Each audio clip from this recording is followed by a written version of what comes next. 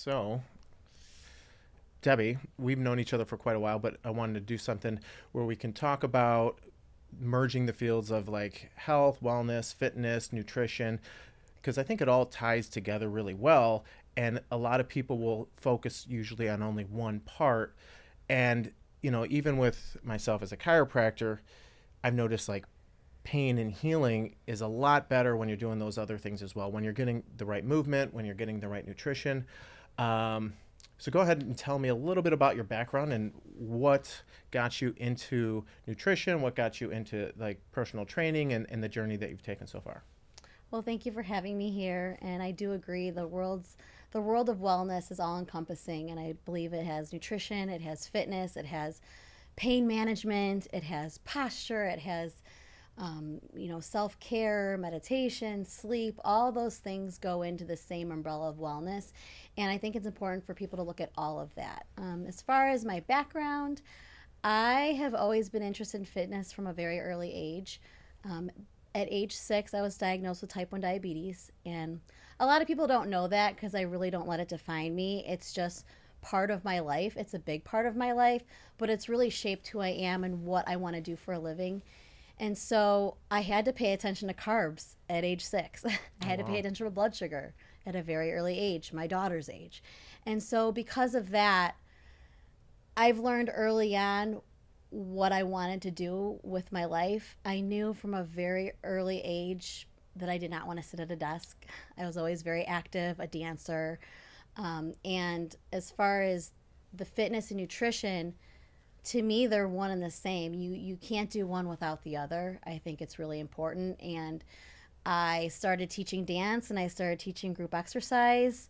And then I decided to get certified to be a personal trainer. And after that, I got certified in nutrition and Pilates and behavior change. And I'm fascinated by all of it. I think all of it's very interesting. People could say I geek out over it. I think you do too, over Yeah, the science absolutely. of it Yeah. all. Because I like to know the whys about all of it, and I like to explain it to someone in a way that they're going to understand. And I think that because I've lived it for such a long time, I think I have an ability that maybe not everybody has to be able to convey that to a client or a friend or anybody who's looking for help. No, absolutely. And I think that's a big point is getting that element because I see the psychology in my office. I definitely know in starting that journey of health and wellness that understanding the behavioral science of like why people might be self-sabotaging, why they're doing certain things, and identifying that uh, is super important to kind of get that lead that you might need to be able to say, okay, this person is like this, and we need to treat it a little different. And so everybody gets individual treatments or everybody gets individual like plan because everybody's going to be a little different.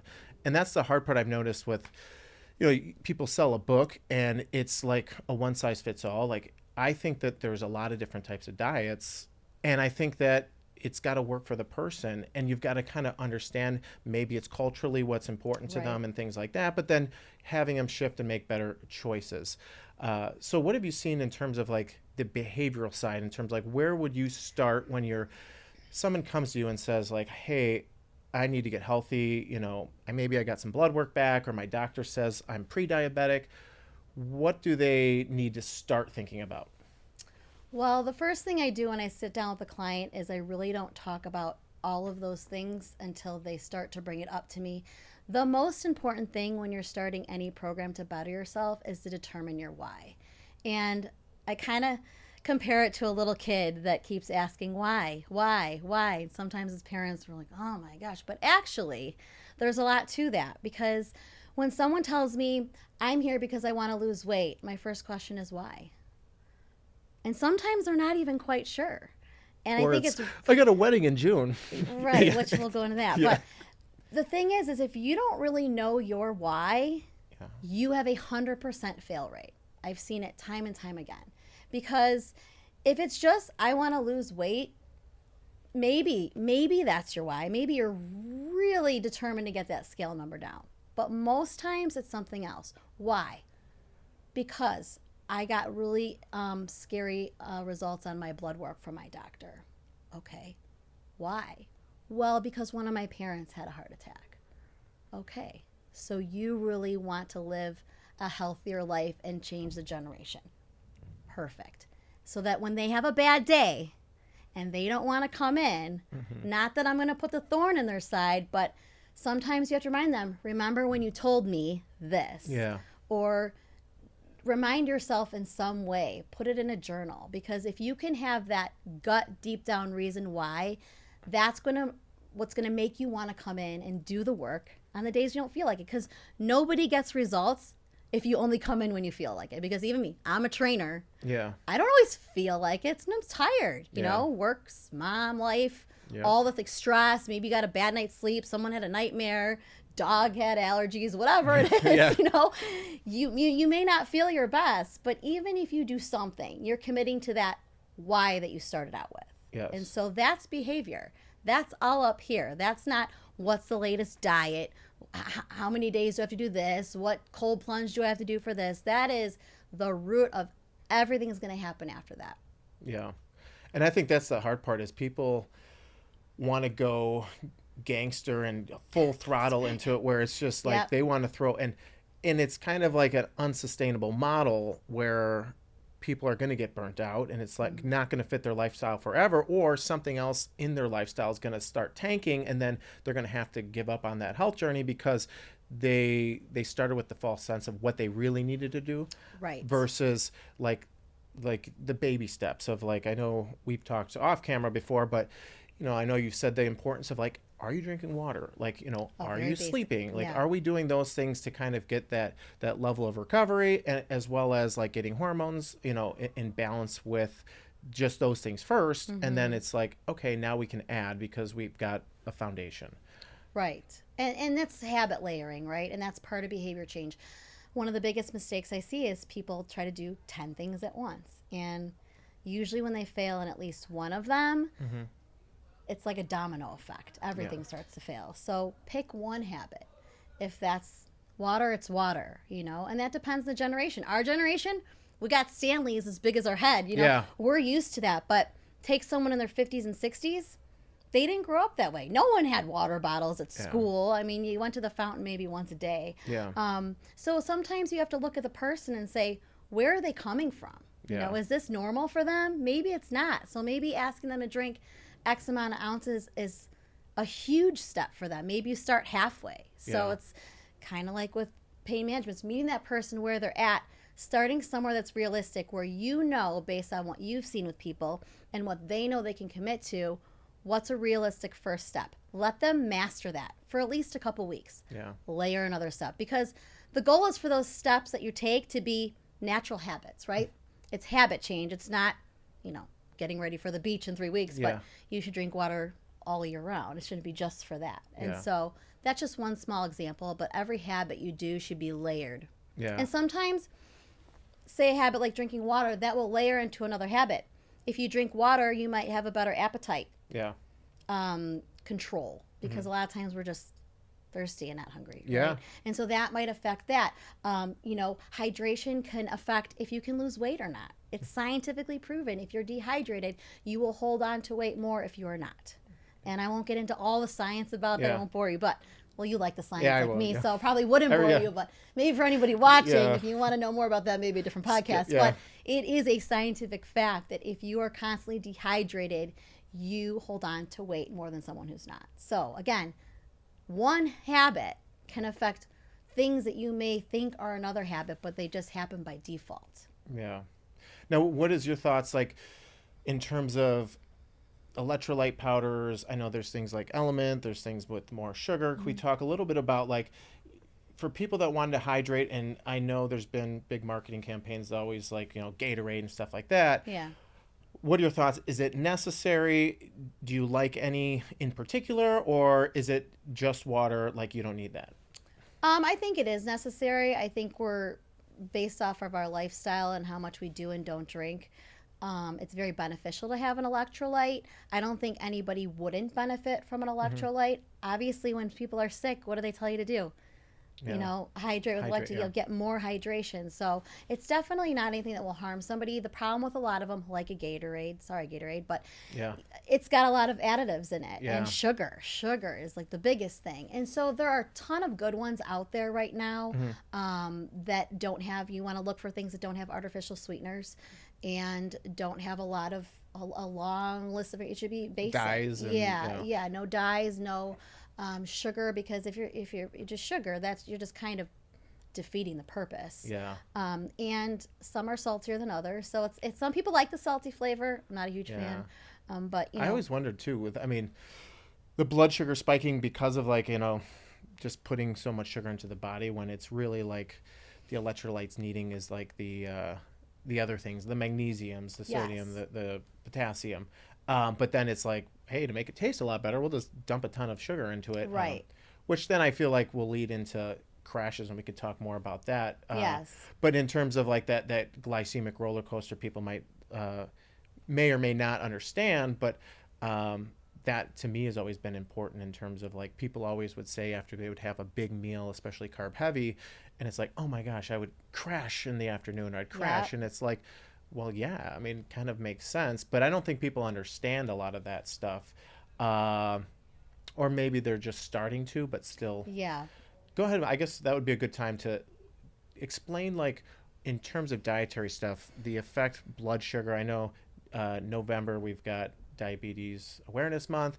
I know at our office we're going to be having you over on November 20th at 1 o'clock to have an in-person meeting. So if anybody's interested, reach out. But we'll talk more in detail about this. But I think that like insulin is such an important understanding topic, and I think that a lot of times blood work gets done incorrectly in terms of like Yes. they'll do the basics and kind of like more so, hey, once you're in diabetic land or pre-diabetes, then we got you. But they don't do a good a job of saying like, hey, you're going that direction well before. So let's talk about your thoughts about that.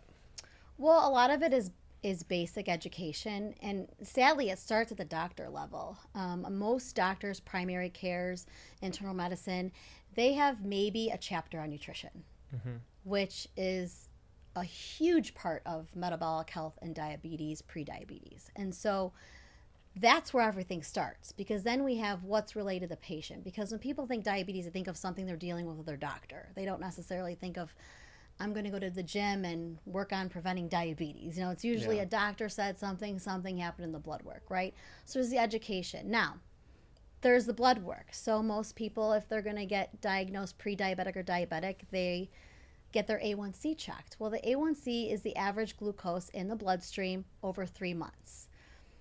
Here's what the problem is with that. We could have determined this way sooner before we got to that. Because what happens when you're diabetic or pre-diabetic? Well, a good practitioner, in my opinion, would say you should get with someone to work on your nutrition, and you should get on a fitness program, and you should walk after your meals and do these things, and then come back to me in maybe 6 weeks, not 3 months, Yeah. because those changes can happen in 3 to 6 weeks. Hmm. And then let's see if we need to mitigate. But we could have gotten a test called the fasting insulin test long before that, that will actually tell you if your pancreas is working on overdrive, because your A1C number elevates, the amount of sugar in your bloodstream elevates because the insulin receptors in your body are weakened, and that usually happens because of lack of activity and poor nutrition. Okay? So if that fasting insulin's high because your body's using more than it needs, you would know before the glucose dumped into the bloodstream that your pancreas is being compromised and that you need to do something about it. And it's the same steps that you would have taken to get the A1C down, but you wouldn't get to that point where now you have that very fine line of stepping into diabetes, where now you have to be on an oral medication. And if that doesn't work, maybe you have to be on an insulin and oral medication. But I can firsthand say that I've had one of my patient or clients came to me and he said, my doctor said my A1C is high and then I need to fix that. Okay, well, what did he say? He's like, Well, he said, I know what I need to do. I said, well, really? Because your blood work is not showing that. He's like, well, that's why I'm coming to you. But my doctor told me when I asked him if I needed a nutrition coach, he said, yeah, I think you know what you're doing. Oh gosh. Thankfully, Yeah. this man who was still working with me said, okay. And he went other way and he started seeing me. And guess what happened? We looked at what he was eating. We looked at how he was moving. It's not anything that's rocket science. Someone who thought that processed breakfast cereal was a good breakfast because it had a heart healthy logo on it. We're talking people in their 70s. These people were not educated like we are. No. They're doing what they think is best. And sadly, people are not educating them. So then they're coming to me, and I am open arms, happy to help them. But it's so frustrating to see how much of this could have been prevented by having the education. Yeah. On what happens when you have high glucose. How does it get there? What do you need to mitigate that? And within 3 months, his A1C decreased enough where he was off all his diabetes medications. Oh, that's amazing. You know, that's something where you can say there are ways to fix it. Yeah. Oh, and absolutely. He's very willing. You have to also have that person that's willing to fix it. But I think when you get that information from a doctor, it is jarring and it is scary. And unfortunately, sometimes it takes that for people to make ultimate change. Mm-hmm. But there are a lot of ways that we can mitigate it earlier, I believe. And we're not always doing that. So talk us, what about, like, take, for instance, what he might have been having, and then how you would have transitioned him for breakfast. Like, what would be an ideal, it doesn't need to be perfect, but like something for breakfast that you tend to have as a go-to, right. That you transition them away from, obviously, a breakfast cereal, which, you know, was mass advertised to us when we were in the 80s. We've been infiltrated with carb-heavy breakfast from the beginning of time. You know, waffles, pancakes, pastries. Oatmeal. Oatmeal. Yeah. We can go on the oatmeal, but I don't go to my clients like, Debbie, won't eat the oatmeal. Yes, carb-heavy. So the ultimate blood sugar stabilizer is protein, aside from exercise. Mm-hmm. So if I always say how you start your day is how you're going to finish your day, right? If you start off with a good attitude, you might end with a good attitude. Start off your day with a protein-rich meal. Protein always comes first. Make that the first, there's 3 macronutrients, proteins, carbs, which I like to call fiber because that means you're doing a healthier carb, and then fat. If you start with a protein and eat that first, you're already going to start a level glucose in your body. And it takes a lot for it to spike up if you put the protein in your body first, especially if you're not actually diabetic yet. Mm-hmm. So he would go from a breakfast cereal, and we said, how about some eggs and some avocado and maybe have some berries for your carbohydrate. That's your fiber, right? Yeah. Antioxidants, fiber. Doesn't make the glucose fly in the air the way a bowl of cereal does, or a piece of bread. Avocado toast. Okay. I'm not saying don't ever eat that. But what I am saying is you should eat the protein first, whatever that may be. Maybe it's, organic Greek yogurt with the berries in it. You're getting your protein, your carb, and your fat there. So we did a lot. The first step we did was fix the breakfast. And do we fix all the meals at once? No. Yeah. That would have been way overwhelming for someone who ate completely opposite. Did I want him to be able to do everything? Of course. But once he mastered breakfast, okay, let's tackle lunch. Yeah. Let's tackle what you're doing after your meals. Are you walking? Are you moving? What are we doing? Mm-hmm. And every step was layered. Yeah. Now, speaking of steps, what is your thoughts? A lot of the stuff is 10,000 steps is what everybody quotes. So what is your thoughts on activity? What's the appropriate, if somebody's starting, you might know the average, but in terms of what the average person does start at in terms of baseline, and then where should they be going and how should they be thinking about it? Well, the average person walks 3,000 to 4,000 steps a day, which is not a lot. And even some of my clients, they'll come in, it's 11 o'clock. I think one of them said she had 74 steps for the day. So if you think of 10,000 being, a healthy range, increment in percentages, same way you handle nutrition, meet that person where they're at. If they're at 3,000 to 4,000 steps a day, maybe you increase them to 5,000. Commit to that for a week. Okay, maybe we're going to do 6,000 the next week. Eventually, 8,000 to 10,000 would be ideal. And I would say make your non-negotiable no less than 7,000. Once you get to the 7,000, Yeah. right? If you're at 3,000, I'm not going to say that because it's going to be too much. Yeah. And then what happens? We throw in the towel, and that's not what we want. And so that's that all or nothing. Well, I get 10,000 steps or whatever. I'll just try tomorrow. Yeah. No, do this Yeah. and then do that. Now, as far as the walking, where do you park your car? Yeah. I remember in college, I had to walk everywhere. And I remember telling myself, this is so good for my body. My blood sugars are like this. And I thought it's because of all this walking. Because I was a dancer. Yeah. I did activity, but I sat in class the other times of the day, right? And all that sitting, it's no different than sitting at a desk. So all that walking, that 25 minutes walk to class, that I don't have a car on campus, so I got to walk to whatever grocery store with my bags. I mean, that's what we did back in the day. And it's not to say that, but where do you park and lot? Do you circle the lot? You're in a rush and we'll still circle the lot. My family find hates the me because closest- I will just park in the farthest back The spot farthest and then back. walk. And You they're want like, someone to dig in your Dad, you're car." terrible. Yeah. You're so boring. Can't you look for it? I'm Right. like, well, what's the big deal? So you don't, some people are like, I don't have time to walk. Well, you can make time. So what's an equivalent of walking? I don't know, 30 air squats at your desk. Yeah. Stand up and squat if you can't walk laps, or pace on, people have so many people work from home. Yeah. Pace your house. I don't care if you're in Chicago, it's a blizzard, you could pace your kitchen on that conference call and Yeah. walk or whatever you're doing around your house. It's all those little things. That's why during COVID, when nobody left their home and everyone had everything delivered, there were clients of mine that could not get these 5 pounds off. They said, Debbie, I'm not eating any differently. I'm doing my home workouts, because they were very committed people. But it was that. They call it non-exercise activity thermogenesis. It's called NEAT. Yeah. Okay. And it's neat. Yeah. Oh my God. So, yes. So that is what we're talking about. They were missing the NEAT. They Yeah. weren't even getting in their car Yeah. to go drive somewhere, literally sitting at home for hours and hours and hours a day. All those little steps were the 5 pounds that they tacked on, and they just said it came from nowhere. No, it didn't.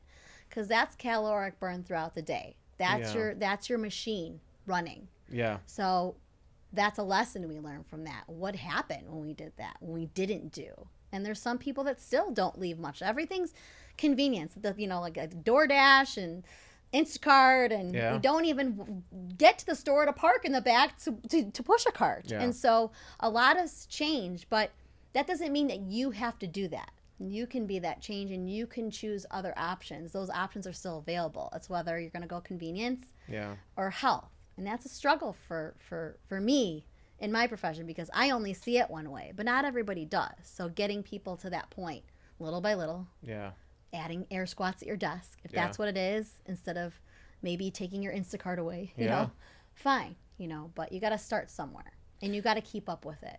I mean, and I see that from the other standpoint, where if someone's got a low back issue, it's interesting because it's like the same philosophy, but just they need to move. Like their body's locking up. The muscles don't like sedentary positions. And, people would ask, well, what's the best position to work in? And it's like, well, a dynamic environment would be the best. Like, so you sit for a little bit, you stand for a little bit, you walk for a little bit, because you're always dispersing the forces. Like when you sit in a long car ride, most people can identify, you might have your leg go asleep, your back starts aching up, you're cranking out 4-6 hours at a time and very little movement. So like all of those forces are being generated on the discs, and it just becomes uncomfortable. Your muscles are in a guarded state. So again, from your standpoint, obviously the thermogenesis and improving that caloric burn, where being sedentary, from my standpoint, it's even like almost like deadening the tissue of like, okay, like your tissue is just like being compressed and aggravated because you're not moving. Our bodies are designed to move. And I know there's that old saying, I think it's like motion is the lotion, like of the joints and stuff like that, because, you'll see it in the elderly predominantly, like the less and less they move, it's sad, but it's like their outcomes aren't going to be the greatest. There's the sit to stand, like, time, and in terms of like mortality, I know there's like that push-up study, like if a guy can do 50 push-ups, he's, much better shape than somebody that, can't. Right.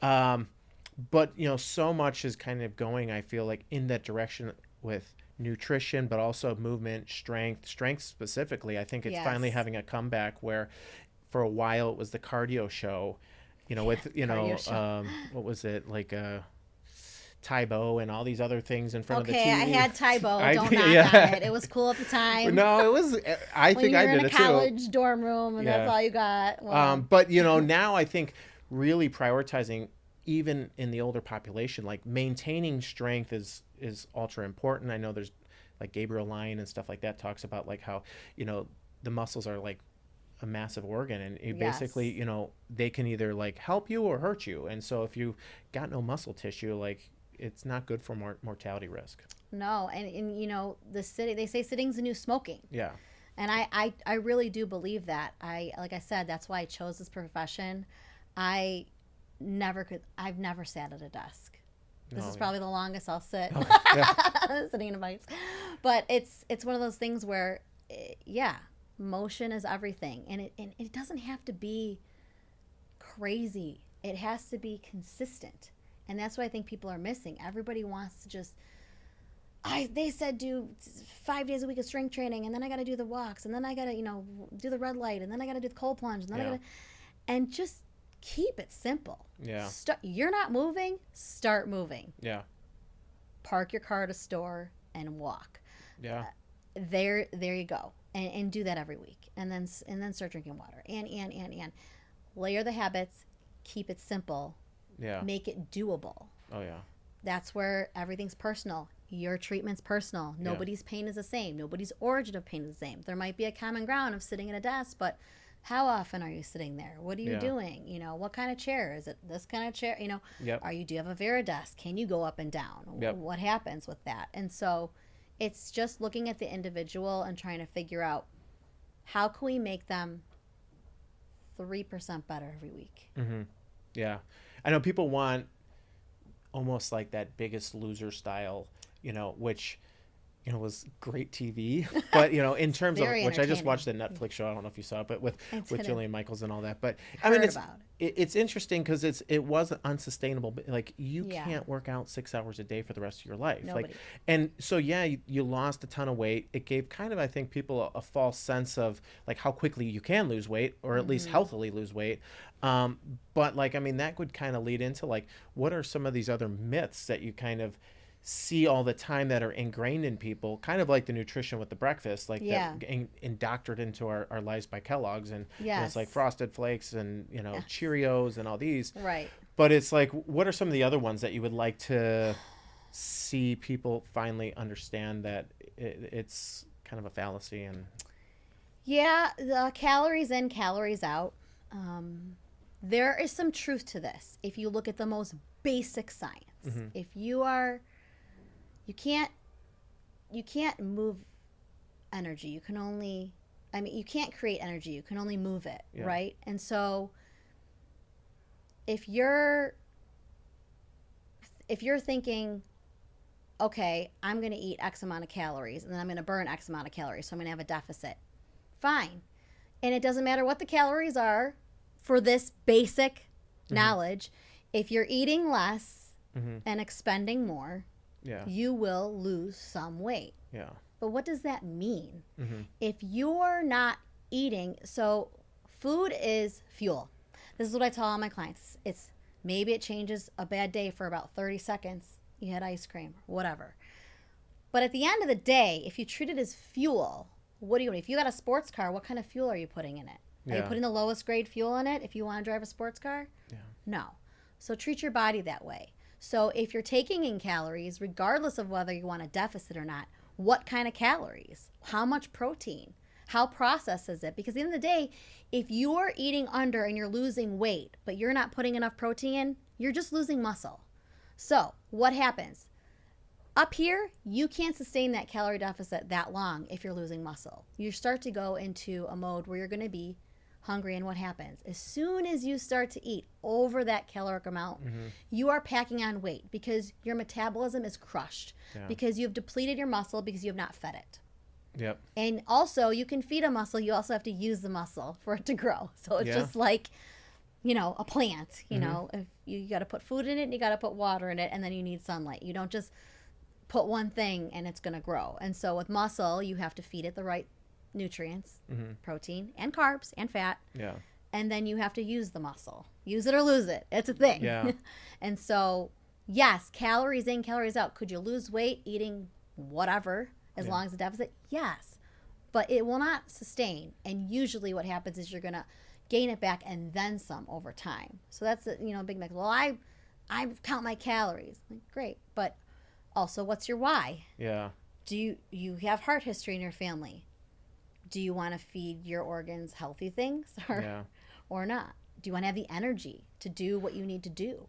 I also heard, which I'm not 100%, but that the thermogenic effect of the food digestion. So it's like you can Yes. have 1,000 calories of, like, say, a steak, but I don't know. I thought I heard something about like 30% of that might be going towards the digestion process. So it actually Yes. isn't. It's closer to like 700. But like, yeah, in the package it says 1,000. So depending on the foods that you're eating and the Right. bioavailability and all these other factors, it plays a very complicated role in not only the calories, but then the hormones and the thyroid and all these other things that people are forgetting about, that a diet might be, trashing your thyroid hormone Yes. and creating these issues. And so you're cold all the time. And it's like you feel like you're eating a lot, but um, it's a much more complicated, I feel like, system than It people that is.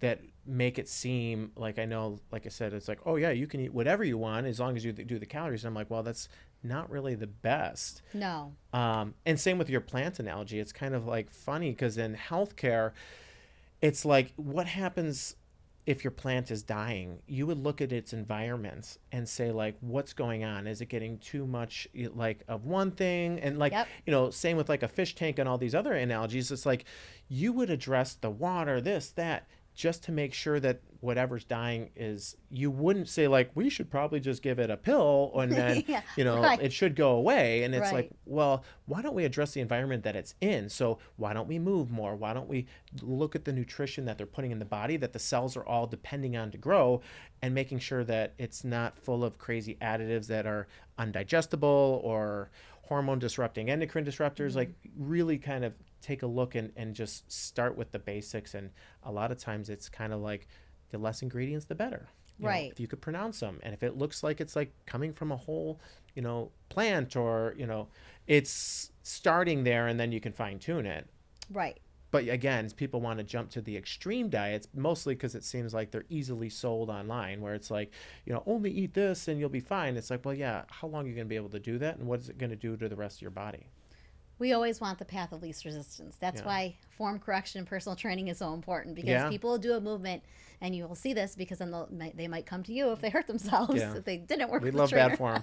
Yeah. So you do something one way, and then it's not done correctly. And so with the nutrition labels, most things with a label probably aren't the best choice either. Now, Yeah. that's not to say meat isn't packaged with a label, Yeah. but the nutrition industry in itself, with labeling, they have a margin of error of up to 25% for calories. So if you don't really know what a portion is by looking at it minus counting your calories, you're doing yourself a disservice. So I always tell my clients, know what a portion looks like. A portion of meat is a deck of cards. Yeah. A portion of carbs is a cup of your handful. Yeah. And a serving, I know this is what people don't want to hear, but it's just a thumb. Yeah. That's a serving of fat. Oh gosh. So a serving of fat is a thumb. So some people, they're overeating. You have to eat fat. Some people fear fat. That's a big myth out there. You need fat. It's one of the Yeah. biggest things for your brain. That's why people supplement with omega-3s. But you should also know what a portion is. The average person, now, I will get my clients that aren't eating enough. Sometimes. Mm-hmm. Usually they are eating enough, but they're not distributing it properly throughout the day.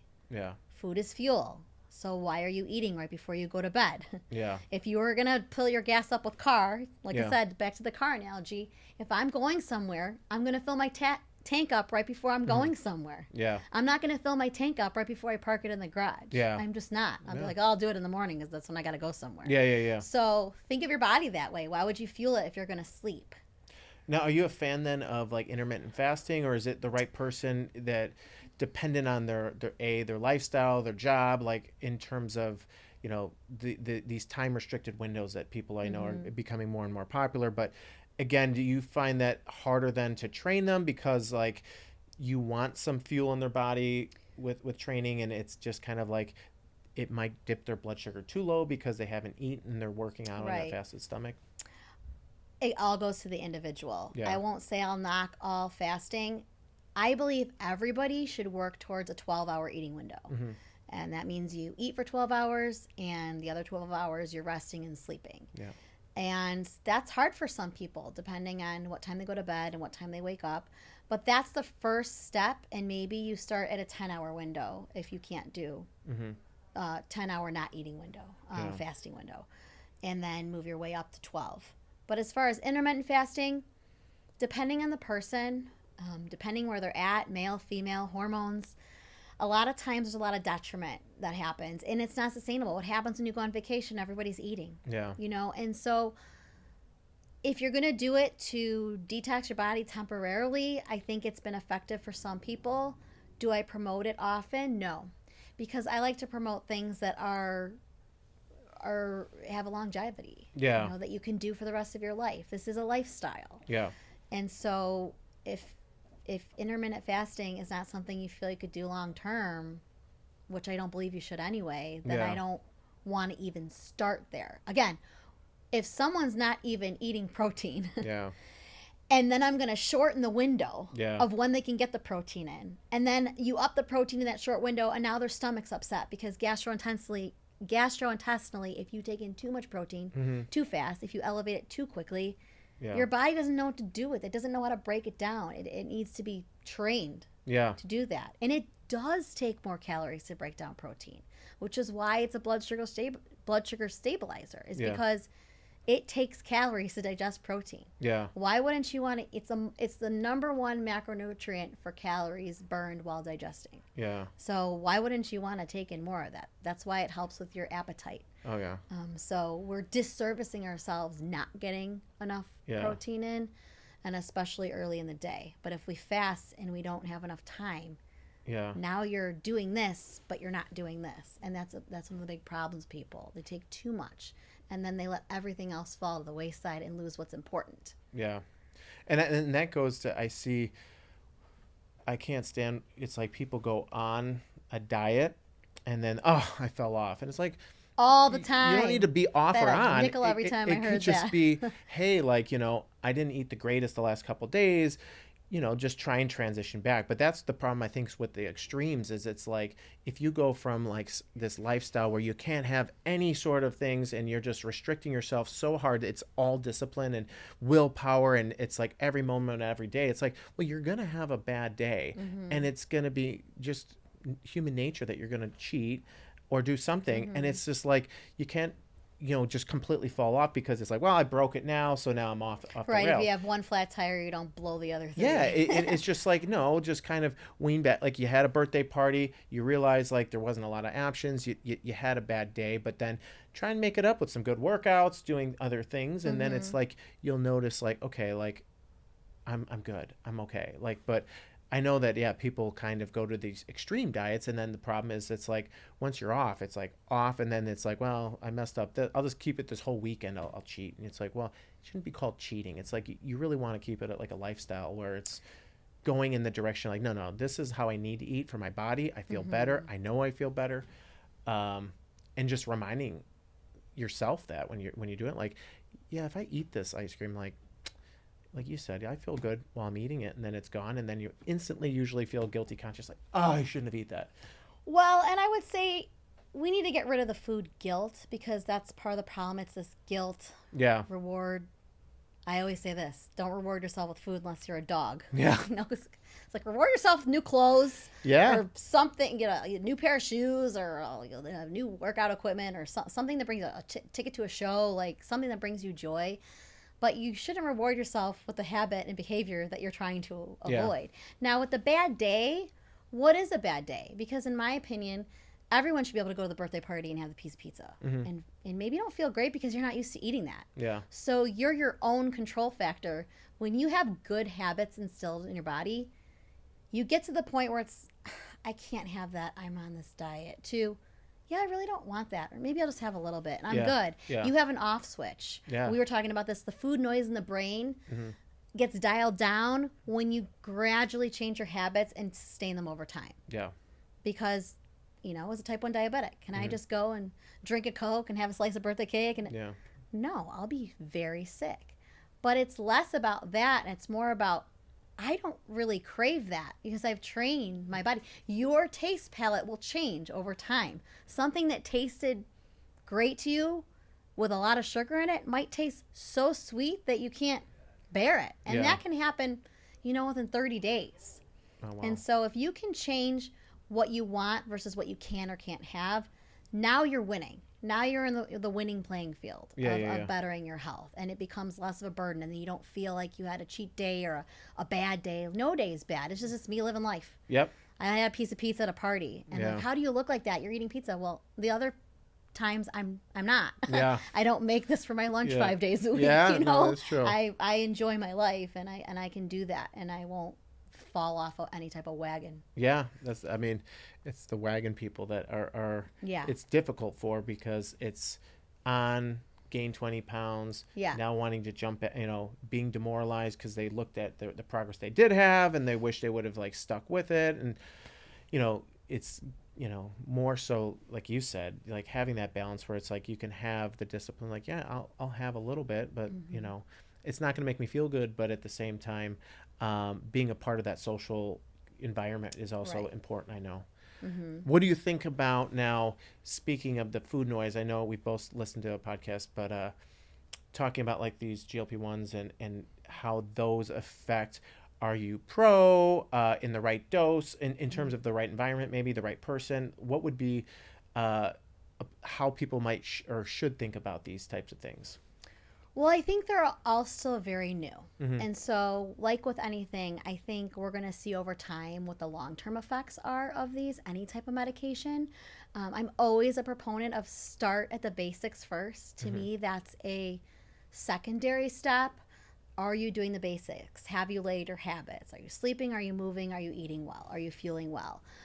Some people really struggle with that. Some people can't move because they're so obese that they cannot move. So then you have to weigh the pros and cons, right? What are the risk factors? Is the risk of their weight higher than the risk of whatever side effects the medication has? A lot of times with a chronically obese, if they can't move because they're that large, then maybe they need something to get some of the weight off so they can eventually move. Now, I'm not a doctor. There's a lot that goes into dosing. I know it's incremental. I know it's over prescribed as far as dosages. And intentions. What's your intention? Is your intention to just lose 10 pounds because you want to feel better or look better? That's not what they were designed for. They were designed initially for diabetes and then evolved into this weight loss drug. And I think there are pros and cons. And I think it's up to you and your provider what's going to be best for you. But if you are in with a healthy, if you're within a range of weight where you can move and you have the ability and you have the ability to eat well or better than you were eating, whatever that looks like for you, and drink water and sleep, then you need to do those things first.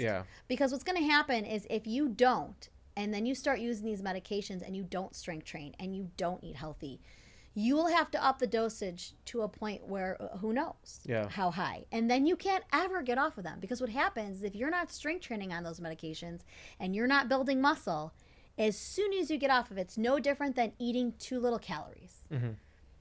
Your body will be so metabolically compromised that you will spike in the weight and you'll put it all back on because you don't have a machine working in the background for you. You have to keep the machine going. That's the accessory, right? That's not the machine, the GLP-1. You're the machine. That's the accessory. So if you can get to that point and it really helped you when you tried all the things and really just struggled, then maybe for that person, it's the right thing. But it can't be an all or nothing mentality. I really don't think we know enough about it.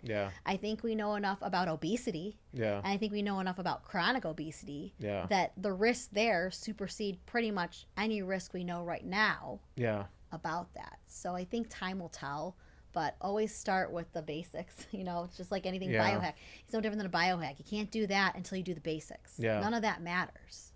I mean, it's crazy how detailed people want to get, but they don't have the basics mastered. I mean, it's like that in sports and life. I mean, you just kind of like get down to the nitty gritty of these details that really don't matter when it's like, did you sleep last night? Oh no, I pulled an all-nighter. It's like, well, I would start with that. I mean, I know like in that's one of the big sleep books, but they talked about even like how diet to how people consume more calories when they weren't sleeping and they were sleep deprived. It's like they did a study where they basically took two people, one sleep deprived, one normal sleep, and it was like they ate, 20% more calories and food, just Yes. because it was just like their brain wasn't there, the mechanisms weren't there to Right. kind of create that stopping. They were probably just exhausted and, Yeah, overindulging. your satiety hormone is affected by your fatigue. I mean, that's just wiring in the brain. Yeah. Your body always talks to you. It's whether you want to listen to it or not. Yeah. So if your body's telling you you're exhausted, let's figure out why. Did you sleep? Maybe you did and there's something else going on. Yeah. Maybe you're hypoglycemic. Maybe you're not getting enough. Maybe you're too low carb and you're killing it in your workouts and you're Yeah. depleting all your glycogen in your muscle and now you feel weak. Yep. So you got to look at what's going on in the body. Inspect what you expect, right? Yeah. You probably say that too with your patients. Yeah. Where's the pain coming from? When did it happen? How did it start? Exactly. Yeah. How do you sleep? What side do you sleep on? Do you sleep on your back? Do you sleep on your front? Yeah. All those things kind of come into play when you're looking at the person as a whole. Yeah. I mean, and that's even a frustration because I know a lot of times, people will talk like it's, like the functional medicine buzzword, but, root cause medicine. But like Yeah. deep down, it's really, they're still missing the big picture where it's, like you said, going to the basics first, looking at whole organs, all that stuff, not individual blood panels, and then giving like a supplement versus giving a medication, because it's at that time like with, I've heard a term, green medicine, where it's like, all right, well, you're treating it in that allopathic model. You're not Yes. looking at why is your blood pressure high, why is it, like, are you not eating right, or what does your diet look like, what is, like, do you drink a lot of alcohol, how much nicotine do you take, like all of these factors. But it's like, oh, no, you just take this and this will help your blood pressure. It's Mm-hmm. like, well, yeah, but what if we can eliminate it without even needing to take the Right. supplement and addressing your lifestyle first? Yep. So And it's yeah. There's statins are one of the number one prescribed yeah. drugs out there, and we very seldomly say what are you doing with your nutrition? Yeah. How much strength training are you doing? Oh, exactly. What are we going to do to mitigate that? And a lot of times that stems from elevated glucose. Yeah. All of it's preventable. Yeah. It's just being told correctly. We're in this field, so Mhm. I have to remind myself sometimes that are my clients and your patients, they don't live and breathe this every day. Yeah. So something that we think is basic information isn't so basic to Oh, yeah. everybody else. And that's what I hope people get from this today is information that can help them, because there's so much out there and there's so much confusion and Yeah. there's so much do this, not that. I mean, and the problem is we've got this internet Yeah. and Instagram and And an everything else extremist too, where of people that say they know and maybe did not get their doctorate like you, or Yeah. do not have the certifications that I have, and are educating someone based off maybe their genes. They're yeah. blessed with tiny waist and Yeah. high muscle definition, and that's not you. And Yeah. so we have to really understand and educate ourselves. I think that's the biggest missing piece is proper education from the top down Yeah. and learning the basics. Yeah, I mean, I couldn't agree more. Our basics back in the day where the food pyramid was 6 to 11 servings of bread. So Yeah, we also have to know that this has evolved over time. Yeah. We have changed. Science has changed. We should ask questions. We should question science. We should see what's going on, and we should collectively do better and learn more. Yeah, absolutely. I love learning about it. Like I said, we Yeah. talk about this because Yeah, I mean, it was geek up yeah. about it, because I think it's essential. It's life. Yeah. It's this prescription for life. How do you want to live? Do you want a quality life? Do you want a not quality life? I mean, if you don't have that, Yeah. what do you have? Yeah, and Netflix? Yeah. And I know too, it's like changing goals, and like I've evolved in terms of like, and Peter Attia, I think, said it with like the Centurion Olympics is like kind of like a goal he has, where Yes. I think of it as a much better way. And I don't like a ton of his stuff all the time, but in terms of that concept, it was like, yeah, like it would be great at 90, like that you could still put luggage over your thing. So being able to have functional Yep. fitness, functional strength, that you can sit on the floor with maybe your great grandkids or whatever it is at the time, Yes. and still get up from there. Right. And you could still walk, you could still travel, because that should be the goal. I feel like once you're maybe not in that sports mindset anymore, doing, training for a specific cause, but it's like, okay, shift your goal towards like, how do I want to like be when I'm older, and making training like where it's like this is why I want to train, because I want to live long, but I also want to live great. Like so it's not Yes. just like, oh, I live long but I'm in a bed and I can't get out, Right. but it's like I'm able to travel and I don't need assistance. I could lift my luggage over my head and no problem. So yeah, changing people's, I feel like, ideas about that as well. How many people do you have to adjust because of the luggage? Yeah. Like I came Exactly. in, Yeah. oh, this hurts, that hurts. That's I mean, I right. know Yeah. clients come in, don't work my shoulder. I had to put my, I mean, it's happened before, Yeah. Oh legit. yeah. I couldn't put my luggage in. Yeah. And that's, I mean, no one wants to feel that way. No No, one wants to exactly. feel, like, people want to feel empowered. People want to be independent. People want to be, have to rely on, someone else to do basic things for them. People Yeah. want to be able to do that. At least that's what I want. Yeah, exactly. I think most of my clients want that too. Yeah. Well, thank you very much Thank for you. talking with us, and this has been fun. So we'll Yeah. do it again. Till next time. Yeah, until next time. Thank you.